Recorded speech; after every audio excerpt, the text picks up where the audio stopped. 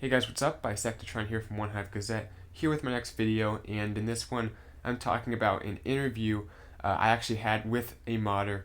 It was kind of a unique opportunity because I was reopening the subscriber clan just to talk with you guys for the 3K subscriber celebration, and during that time a guy mentioned that he was a modder, and I let him in and I talked to him about it because it was interesting, and I think it's important for the fair play community to know exactly where modders come from, where they stand within the game, because it can really help Clash of Clans as a whole develop and hopefully be a more enjoyable for everyone, and especially the people that are following the rules in the game, because I think they get the priority. But anyway, before I recap what happened and show some of this stuff, I just want to tell you guys that this is just my opinion. I'm not speaking on behalf of OneHive as a whole or OneHive Genesis. I'm not speaking on behalf of anyone in the clan but myself, so these are just my opinions at a very personal level.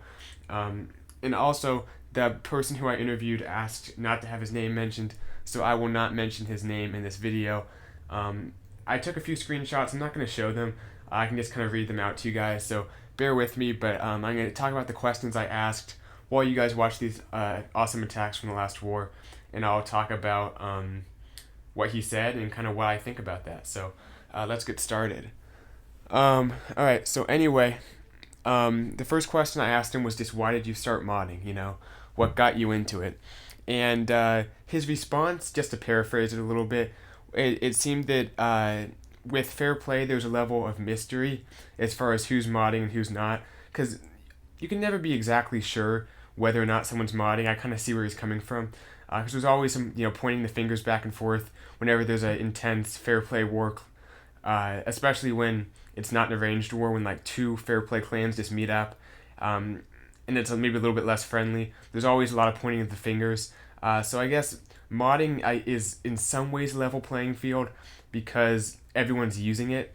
So yeah, I guess I can see where he's coming from. It's everyone's starting at the same spot, even though it kind of becomes a time sink now as far as how much time you're willing to spend on a base.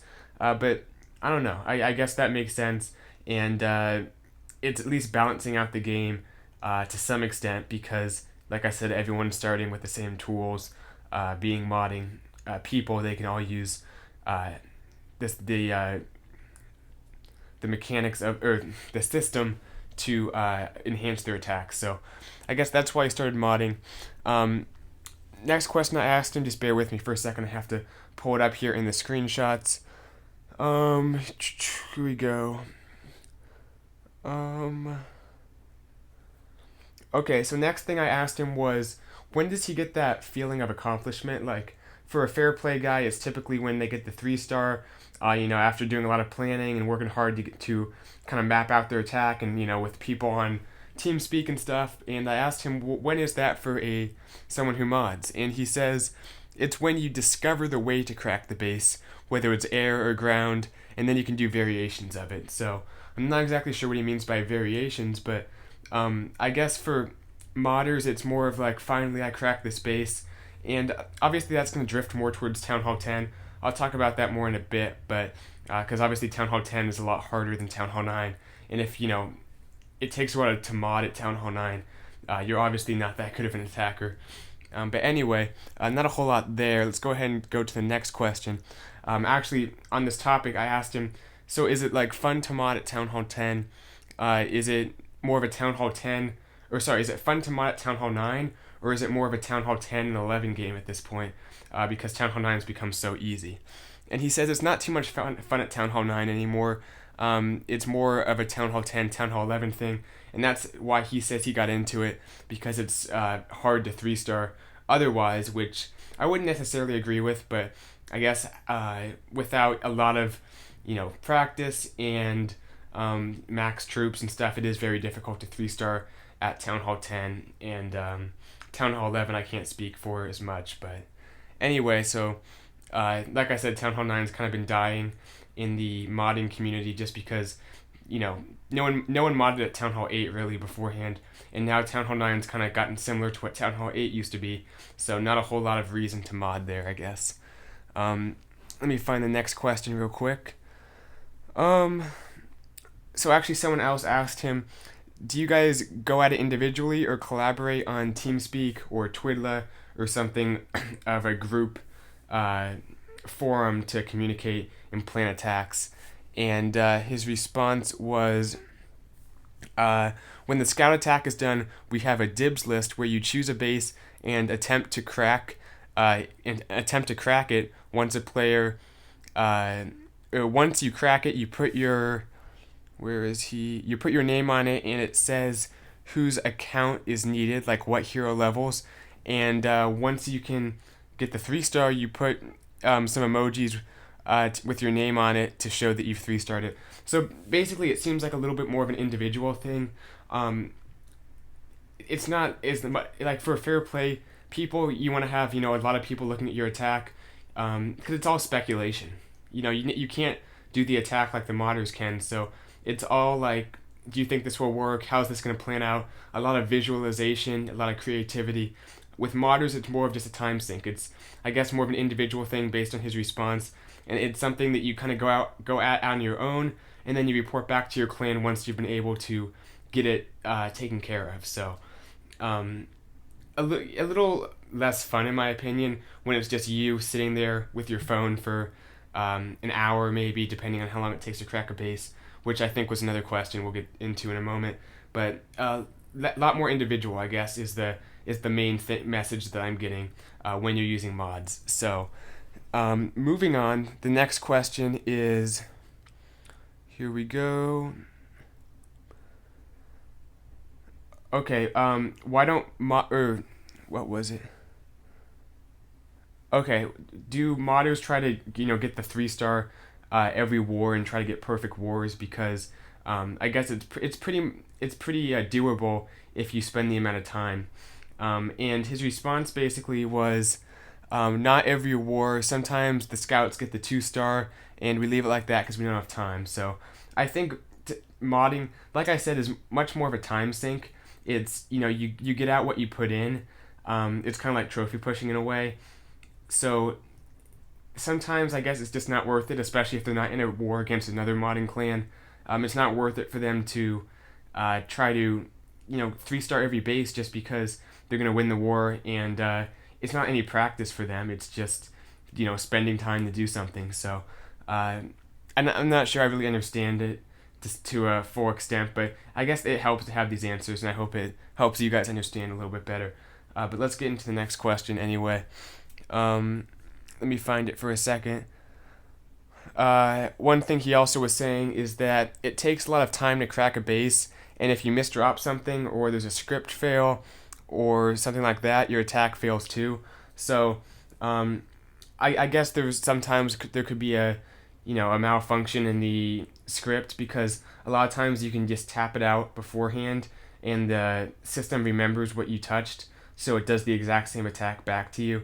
But I guess sometimes that malfunctions, or sometimes you just misdrop the troop when you're doing the attack for real, if you don't use that. So it varies, I guess, and it seems like it's not always a sure deal for modding. There is still an element of possibility that something could go wrong, especially if you're not using the script where it just does the deployment for you. So let's take a look at the next questions that were asked him. I forget the question here, but he says typically what they do is they train a 2-star army for the 11s, and for the 10s they usually just do the 0% or 2-stars, since those usually get cleared every war. So it seems like Town Hall 10s are pretty much getting taken out every war. I mean, at this point in the game, I think with a modding attack, you can 3-star a Town Hall 10 pretty easily, unless it's a maxed base with a good defense. In that case, it probably gets pretty difficult. But as far as Town Hall 10s with kind of garbage layouts or even just under upgraded, from what he's saying, what I know about this, I think it is pretty easy to 3-star, and I can imagine so with all the extra help from the modding equipment. So yeah, that's basically their plan, though. I guess for Town Hall 11s, they try to get the 2-star on the scouts, because nothing's a sure bet. And if they can't get the modded 3-star, they want to stick with the 2-star off the scout. Alright, last question is coming from me, and I asked him, what does the modding community want from Supercell? What do they want to see in the game? What are they looking for as an update or something like that? Which is interesting because they're a part of the war community, whether we like it or not. And I'm hoping it won't be like that forever. But as long as they are, I'm just curious as to what they want exactly in the updates. And Raiden, he said that they want arranged matchups mostly, kind of like the we do in the fair play community. According to him, they don't like it when they run into a fair play clan, since it's obviously going to be a win for them. And that makes sense, I guess. They want to stay on their side of the fence.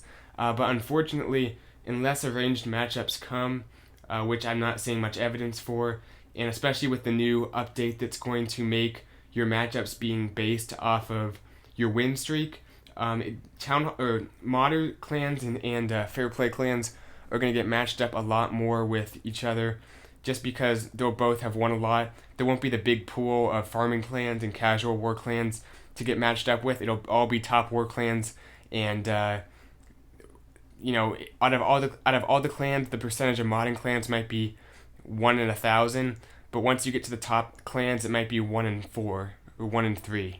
So the chances are just going to go way up. And I think it's going to be a shock for a lot of fair play clans who might not have seen much modding, including myself. I haven't seen much of it in the clans I've been in. But anyway, I think that's all the questions. I might have 1 or 2 more that he ended up answering. Oh yeah, one person asked him what would he do if Supercell started banning people who modded or quit or in some way were able to detect them and penalize modders. And he basically said he'd probably quit the game, which I think is pretty consistent, because once you go to the mods, I think it's hard to go back to fair play. It's just you've taken up interest in a different part of the game.